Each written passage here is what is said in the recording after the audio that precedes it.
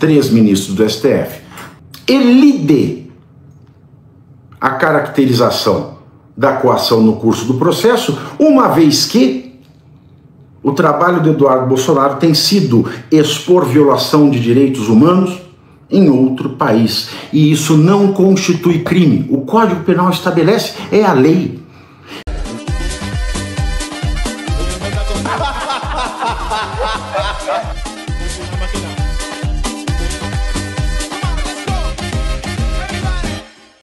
No fato de querer embaraçar a investigação dessa organização criminosa, porque ela tem atuado junto ao presidente dos Estados Unidos, ou seja, tem caráter transnacional. Todavia,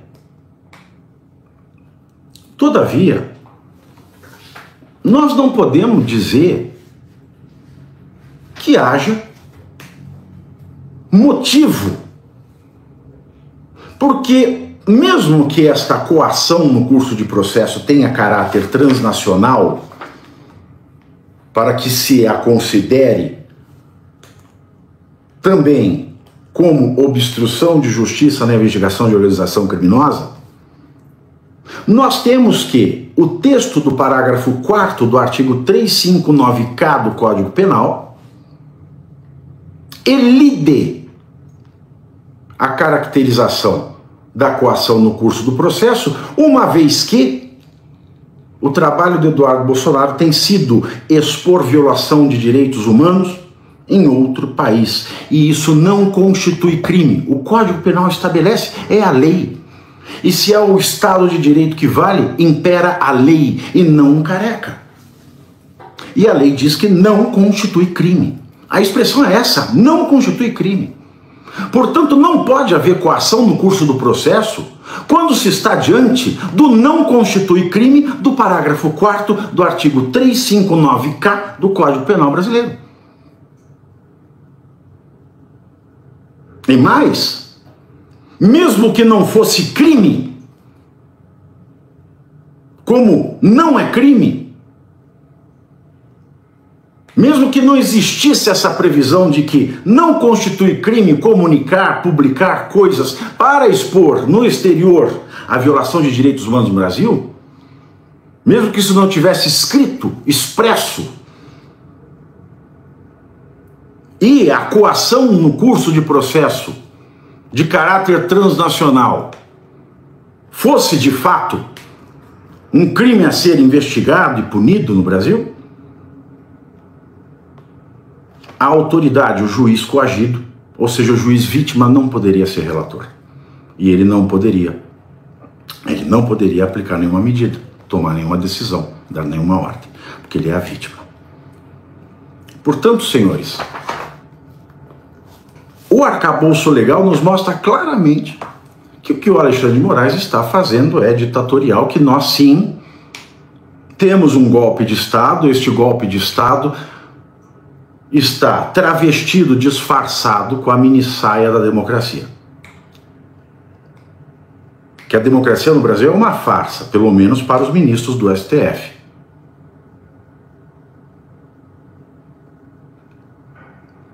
O que representa isso no fim das contas? Representa que o Alexandre de Moraes, só com esses últimos atos, ele tenha cometido 1, 2, 3, 4, 5, 6, 7 crimes de abuso de autoridade. A Lei 13.869 de 2019 diz que é crime de abuso de autoridade decretar medida de privação da liberdade em manifesta desconformidade com a lei. Um crime. Outro crime de abuso de autoridade, previsto na mesma lei, cometido pelo Alexandre nesse episódio, esse é do artigo 9º, agora do artigo 13, inciso 2. Constranger preso ou detento a se submeter a situação vexatória ou constrangimento não autorizado em lei. É a suprema humilhação, que é crime de abuso de autoridade. Outro crime, o terceiro, é o do artigo 30 da Lei de Abuso de Autoridade, a Lei 13.869 de 2019. Dar início a persecução criminal sem justo motivo. Quarto crime de abuso de autoridade está no artigo 31. Estender uma investigação sem justificação só para prejudicar o investigado. Quinto crime de abuso de autoridade no artigo 32. Negar acesso aos autos da investigação. Sexto crime de abuso de autoridade previsto no artigo 33. Exigir cumprimento de obrigação, inclusive de fazer ou não fazer, sem expresso amparo legal. Então não há amparo legal para o Alexandre de Moraes dizer que o Bolsonaro não pode usar as redes direto ou indiretamente, sob pena de queda da cautelar e início de prisão preventiva de fato concreto em estabelecimento penal. E por fim, o sétimo crime de abuso de autoridade do Alexandre de Moraes, que também é cometido pelo policial e pelo PGR, em especial pela Polícia Federal, mas por todos eles, na verdade, que é, artigo 38, antecipar a atribuição de culpa ao longo das investigações por qualquer meio de comunicação. E tanto a Polícia Federal quanto a PGR nem tanto, porque o Paulo Gonet é tão fuinha, mas no pouco que fala ou faz, e o Alexandre de Moraes faz sempre. Antecipar a atribuição de culpa ao longo das investigações por qualquer meio de comunicação. Então nós temos aqui, queridos, 7 crimes de abuso de autoridade de Alexandre de Moraes. Se a Petra Costa, se ela gosta, não sei, Costa não gosta, o fato é que o que Eduardo Bolsonaro está fazendo lá fora não é crime, conforme previsto no artigo 359K do Código Penal. Não constitui crime você fazer publicações e fazer lá as suas andanças, expor documentos para expor a violação de direitos humanos. Não é crime. Está no Código Penal, artigo 359K, parágrafo 4º.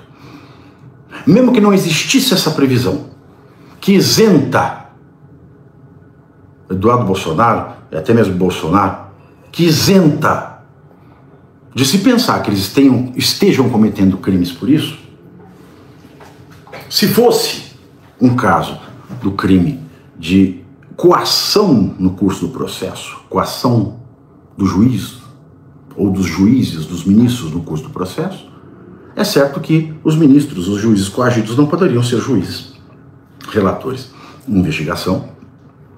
Se quer dar ordens, decretar medidas ou tomar decisões,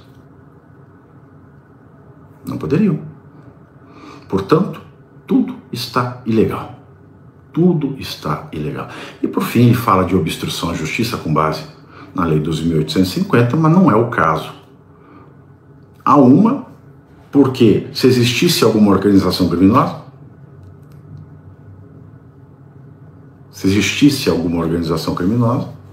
deveria esta organização criminosa está sendo investigada.